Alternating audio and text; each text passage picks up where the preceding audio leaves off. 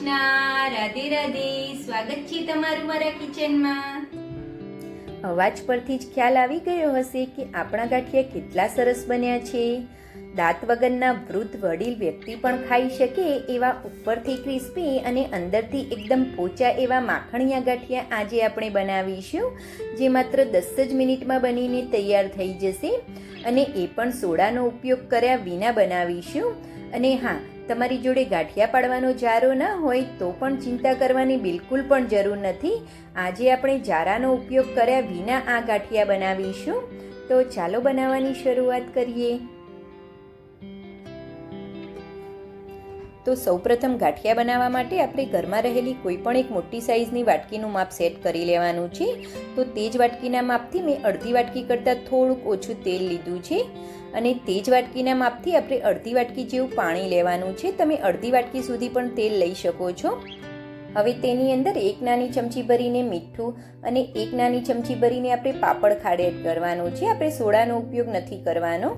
હવે આ બધી જ વસ્તુને આપણે આ રીતે બ્લેન્ડરની મદદથી સરસ એવું મિક્સ કરી લેવાનું છે, જેથી પાણી, તેલ, મીઠું અને સોડા સરસ એવું મિક્સ થઈ જશે અને આપણું મિક્સર એકદમ સરસ વ્હાઈટ થઈ જશે. તો મેં બ્લેન્ડરની મદદથી સરસ એવું મિક્સ કરી લીધું છે અને આપણી પાણી અને તેલનું મિક્સર સરસ એવું વ્હાઈટ થઈ ગયું છે. હવે આપણે એક બાઉલ લેવાનો છે, તેની ઉપર આ રીતે આપણે કોઈ પણ સ્ટ્રેનર રાખી દેવાની છે. હવે મેં આ રીતે સરસ એવું દબાવીને ભરી અને 2 કપ બેસન લીધું છે. હાથેથી સરસ એવું દબાવીને આપણે બેસનને ભરવાનું છે. લોટનો વોલ્યુમ વધારે હોય છે એટલે હાથેથી સરસ એવું દબાવી અને ભરીને મેં બેસન લીધું છે. તમે ઘરનો ચણાનો લોટ પણ લઈ શકો છો. મેં આ માર્કેટનું બેસન લીધું છે. હવે તેને આ રીતે સ્ટ્રેનરની મદદથી સરસ એવું આપણે ચાળી લેવાનું છે. તો આપણો લોટ સરસ એવો ચડાઈ ગયો છે. લોટને ચાળવો ખૂબ જ ઇમ્પોર્ટન્ટ છે ફ્રેન્ડ્સ. હવે તેની અંદર તીખાસ માટે આપણે 1 ચમચી ભરીને મરી પાવડર એડ કરવાનો છે. 1 મોટી ચમચી ભરીને મેં મરી પાવડર એડ કર્યો છે. તેની સાથે આપણે 1 મોટી ચમચી ભરીને અજમો એડ કરવાનો છે. ચણાના લોટની કોઈ પણ વસ્તુ બનાવતા હોય તો અજમો ચોક્કસથી એડ કરવો ફ્રેન્ડ્સ. હવે તેની અંદર આપણે અડધી નાની ચમચી કરતાં પણ થોડીક ઓછી આપણે હિંગ એડ કરવાની છે. હવે બધી જ વસ્તુને આપણે આ રીતે સૌપ્રથમ ચમચીની મદદથી સરસ એવું મિક્સ કરી લેવાનું છે. હવે તેની અંદર તેલ અને પાણીનું જે મિક્સચર બનાવીને રાખ્યું હતું તે આ રીતે થોડું થોડું એડ કરતા જઈશું અને આપણે લોટ બાંધવાનો છે. તો આ રીતે આપણે થોડું થોડું મિક્સચર એડ કરતા જઈશું અને આપણે લોટ બાંધી લેવાનો છે.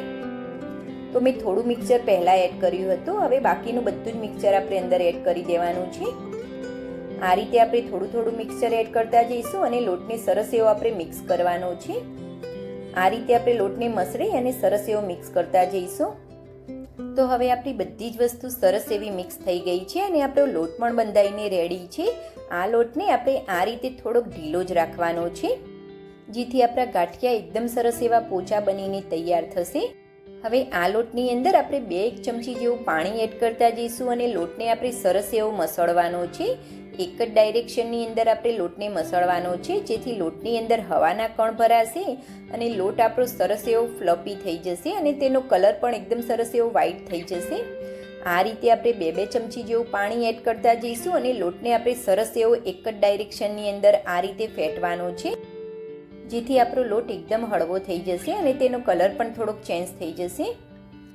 આ લોટને ફેટવામાં આપણે 5 થી 6 મિનિટનો ટાઈમ તો આપવાનો જ છે. ઉતાવળ બિલકુલ પણ નથી કરવાની. હવે ફરીથી મેં 1 ચમચી જેવું પાણી એડ કર્યું છે અને લોટને આપણે ફરીથી એક જ ડાયરેક્શનની અંદર ફેટવાનો છે. આ રીતે આપણે એક જ ડાયરેક્શનની અંદર લોટને ફેટવાનો છે.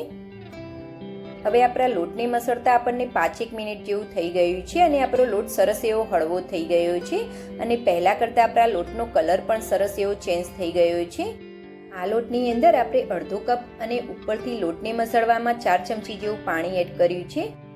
હવે ગાંઠિયા બનાવવા માટે આપણે ગાંઠિયાના જારાનો ઉપયોગ નથી કરવાનો. તો આ રીતે જે સેવ પાડવાનો સંચો આવે છે તે મેં લીધો છે.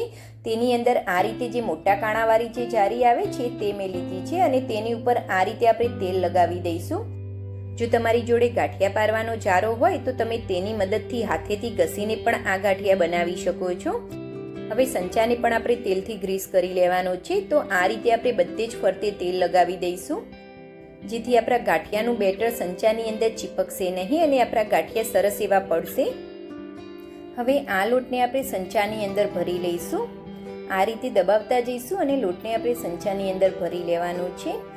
જેટલો લોટ સમાય તેટલો જ આપણે સંચાની અંદર ભરવાનો છે.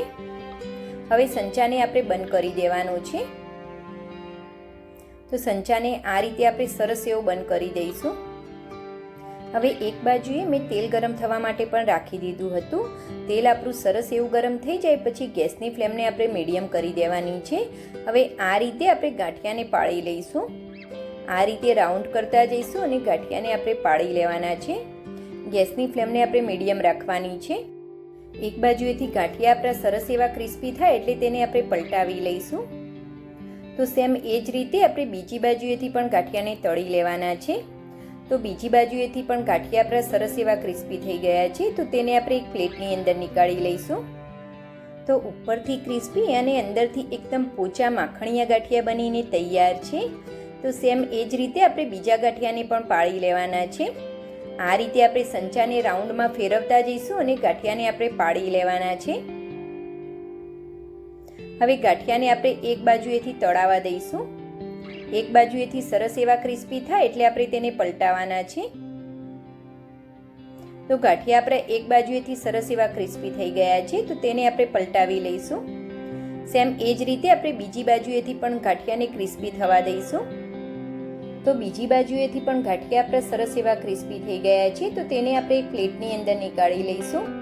તો ઉપરથી ક્રિસ્પી અને અંદરથી એકદમ પોચા રૂ જેવા આપણા માખણિયા ગાંઠિયા બનીને તૈયાર છે. તો એકદમ પોચા રૂ જેવા દાંત વગરના વડીલ વ્યક્તિ પણ ખાઈ શકે એવા આ ગાંઠિયાની રેસીપી તમને ગમી હોય અને મારી આ વિડીયો તમે યુટ્યુબમાંથી જોતા હોય તો મારી ચેનલને સબસ્ક્રાઈબ અને ફેસબુકમાંથી જોતા હોય તો ફોલો ચોક્કસથી કરી લેજો ફ્રેન્ડ્સ.